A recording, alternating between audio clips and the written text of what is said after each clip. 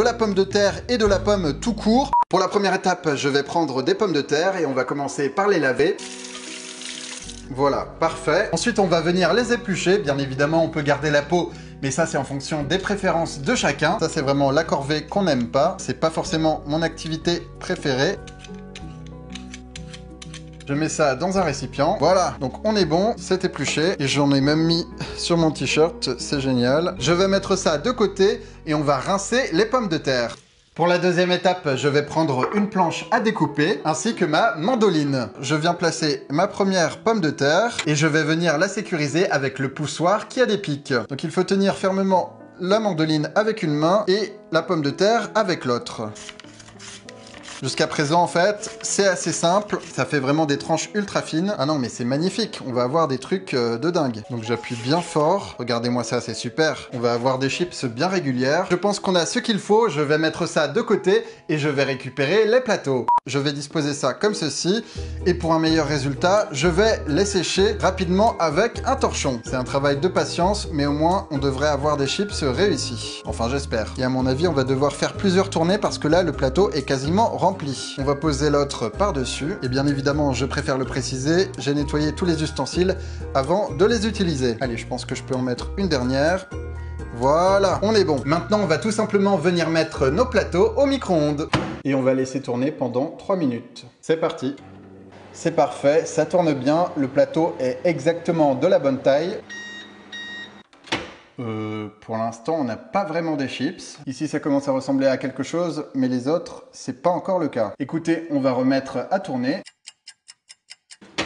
Il n'y a rien qui change, hein. Ah si, ça a l'air d'avoir marché. Effectivement, ici, on est sur un début de chips. Ça commence à être vraiment pas mal. Je vais intervertir les étages et je vais remettre à chauffer pour 30 secondes. Je pense que ça suffira.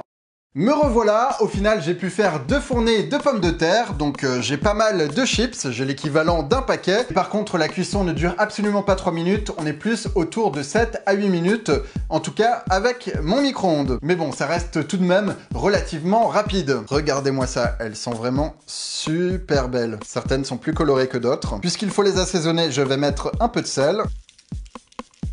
Parfait. Et comme elles sont encore chaudes, je vais les laisser refroidir avant de passer à la dégustation. Pendant ce temps-là, je vais en profiter pour faire des chips à la pomme. Comme ça, on aura une version salée et sucrée. Je vais commencer par enlever le trognon. J'ai l'impression que je ne suis pas en train de partir dans la bonne direction. Ah si, c'est bon. Parfait. Pour une fois que je fais quelque chose de correct. Là, pour le coup, ça commence vraiment super bien. Et c'est vraiment pas compliqué à faire. Donc c'est super. Voilà, parfait. Et maintenant, ça part au micro-ondes. Cette fois-ci, je pense que ça va durer moins longtemps. Bon, c'est très beau, mais est-ce que c'est bon? C'est ce que nous allons découvrir tout de suite avec la dégustation. J'ai devant moi des chips industriels qu'on va comparer avec mes chips maison. Honnêtement, à part la taille et la forme, il n'y a pas grand-chose de différent visuellement. Et ici, nous avons les chips de pommes qui ont l'air vraiment réussis. On va commencer par un petit test craquage. Donc ça, c'était les industriels. Bon, comme elles sont plates, ça fait un son différent. Et pour les pommes, ok, ça fait exactement le même bruit que les apéritifs. Franchement, visuellement, c'est top.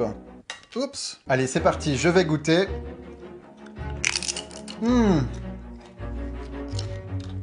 J'ai pas grand chose à vous dire, vous l'entendez par vous-même, c'est complètement réussi.